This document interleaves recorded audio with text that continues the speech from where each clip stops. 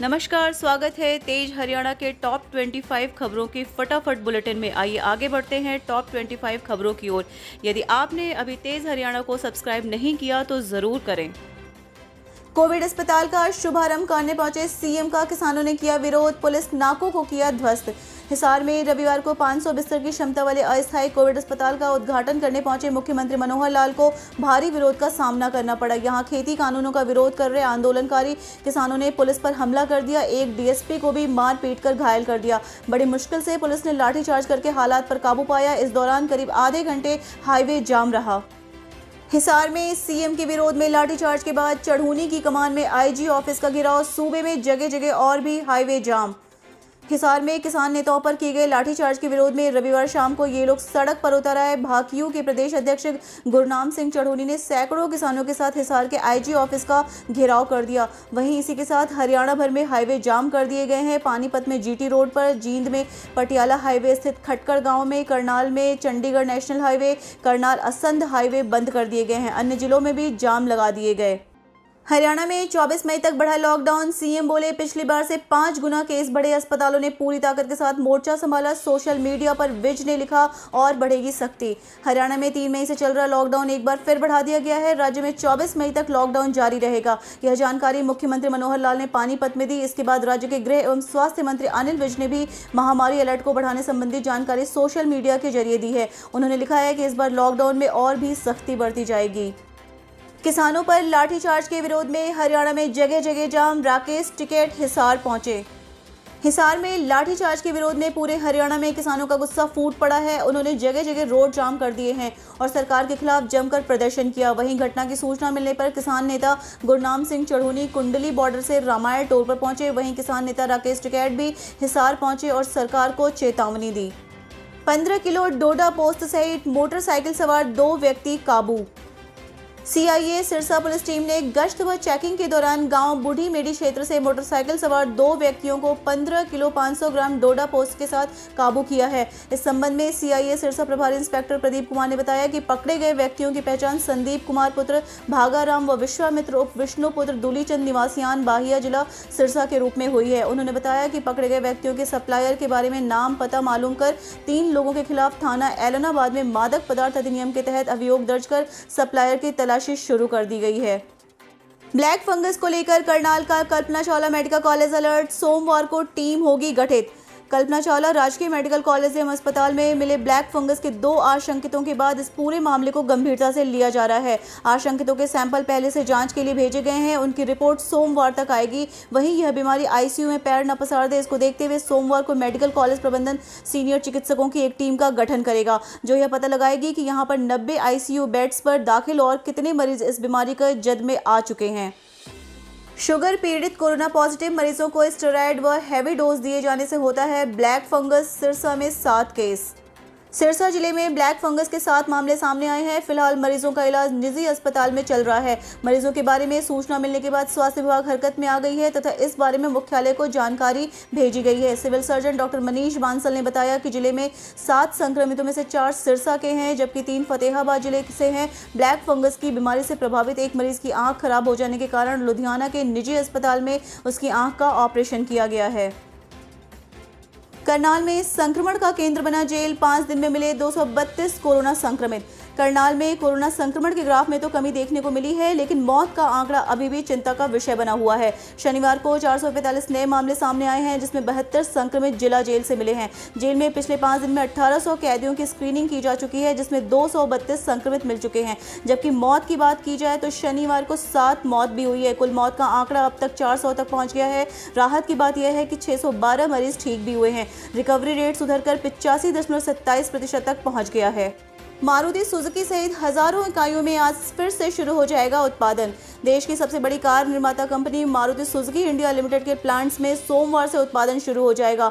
Corona के बढ़ते संक्रमण की वजह से सभी प्लांट पहले 1 मई से 9 मई तक बंद किए गए थे, बाद में इसे बढ़ाकर 16 मई कर दिया गया था। इसी तरह देश की सबसे बड़ी 2 पहिया वाहन निर्माता कंपनी हीरो मोटो कार्प के साथ ही Honda Motorcycle and Scooters India Limited, Uno Media Group एवं मुंजाल शिवा लिमिटेड के सभी प्लांटों में सोमवार से उत्पादन शुरू हो जाएगा।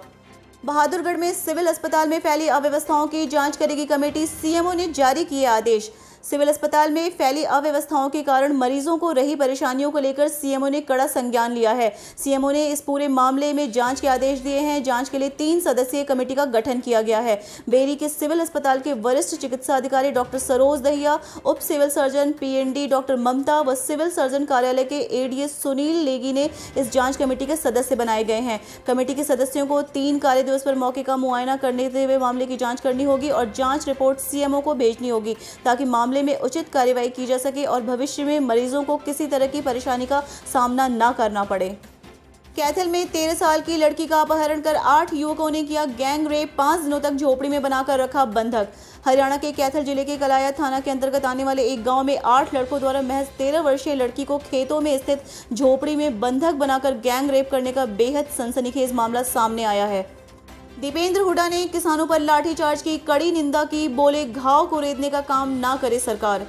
राज्यसभा सांसद दीपेंद्र सिंह हुड्डा ने हिसार में किसानों पर हुए लाठीचार्ज की कड़े शब्दों में निंदा की है। उन्होंने कहा कि सरकार किसानों के घाव पर मरहम लगाने की बजाय बार बार उन्हें कुरेदने का काम कर रही है। वो किसान आंदोलन का समाधान निकालने की बजाय किसानों से टकराव के हालात पैदा करने में लगी है। मुख्यमंत्री भली भांति जानते हैं कि प्रदेश का किसान उनसे नाराज है, बावजूद इसके वो उन्हें उकसाने के लिए इस तरह के कार्यक्रम कर रहे हैं। दीपेंद्र सिंह हुड्डा ने कहा कि 400 से ज्यादा शहादतों के बावजूद किसान सत्याग्रह के रास्ते पर अडिग हैं। सीएम मनोहर लाल आज तक के सबसे निकम्मे मुख्यमंत्री अशोक अरोड़ा ने मुख्यमंत्री मनोहर लाल और प्रदेश सरकार पर जमकर निशाना साधा है। अरोड़ा ने कहा कि अपनी विफलताओं का ठीकरा किसानों पर फोड़ने लगी है सरकार। इस दौरान अरोड़ा ने मुख्यमंत्री को रावण से ज्यादा अहंकारी बताते हुए अब तक का सबसे निकम्मा मुख्यमंत्री करार दिया है। भारी मात्रा में 100 और 500 के नकली नोट बरामद, एक महिला सहित 3 आरोपी गिरफ्तार। पंचकुला क्राइम ब्रांच 19 की टीम ने एक महिला समेत 3 लोगों को 30,000 रुपए के नकली नोटों के साथ गिरफ्तार किया है। पुलिस के मुताबिक तीनों आरोपी बरवाला में लोगों के साथ इसी प्रकार धोखाधड़ी कर रहे थे, जिन्हें नकली नोट के साथ गिरफ्तार किया गया है। पकड़े गए आरोपियों में से 500 व 100 रुपए के नकली नोट भी बरामद किए गए। COAI ने किया 5G को कोविड-19 के फैलने से जोड़ने वाली अफवाहों पर रोक लगाने का आग्रह।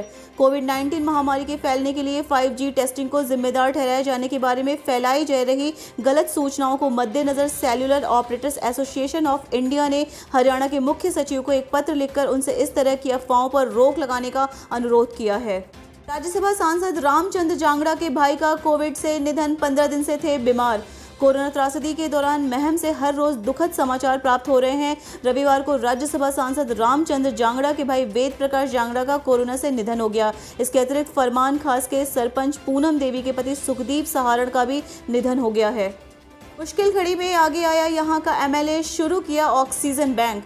कोरोना की इस आपदा में लोगों को इलाज के लिए संसाधनों की कमी ना हो और ज़रूरतमंद मरीजों तक मदद पहुंच सके, इसके लिए अंबाला शहर के विधायक असीम गोयल ने बड़ी पहल की है। विधायक असीम गोयल ने मरीजों की मदद के लिए ऑक्सीजन बैंक की शुरुआत की है, जिसमें ऑक्सीजन कॉन्सेंट्रेटर से मरीजों की सुविधा के लिए रखे गए हैं। कोई भी व्यक्ति किसी मरीज के डॉक्टर द्वारा जारी मेडिकल रिपोर्ट पर ऑक्सीजन कॉन्सेंट्रेटर को 2 या 5 दिनों के लिए ले जा सकता है।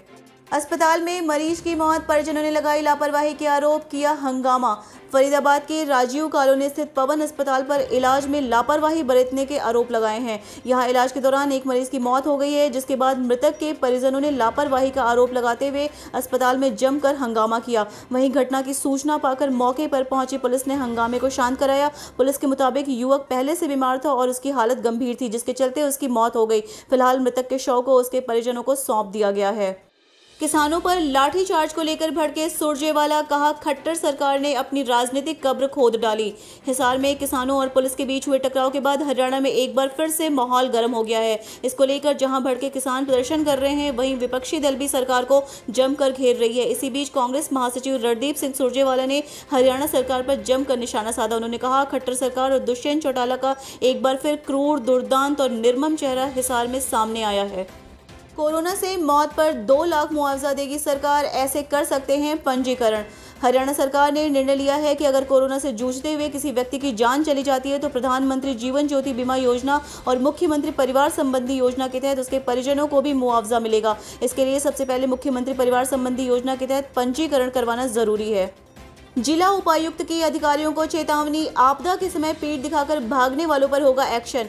रोहतक के जिला उपायुक्त कैप्टन मनोज कोरोना संक्रमण को रोकने के लिए हर सख्ती बरतने के मूड में हैं। उन्होंने आज साफ तौर पर जिले के सभी सरकारी कर्मचारी व अधिकारियों को चेतावनी देते हुए कहा कि आपदा के समय पीठ दिखाने वाले किसी भी अधिकारी व कर्मचारी को बख्शा नहीं जाएगा और आपराधिक धाराओं के तहत एक्शन होगा। जिला उपायुक्त ने जिले के कई गाँव का दौरा कर व्यवस्थाओं की जाँच की और कहा कि स्थिति कंट्रोल में है और अगले एक हफ्ते में कोरोना संक्रमण काफी डाउन चला जाएगा।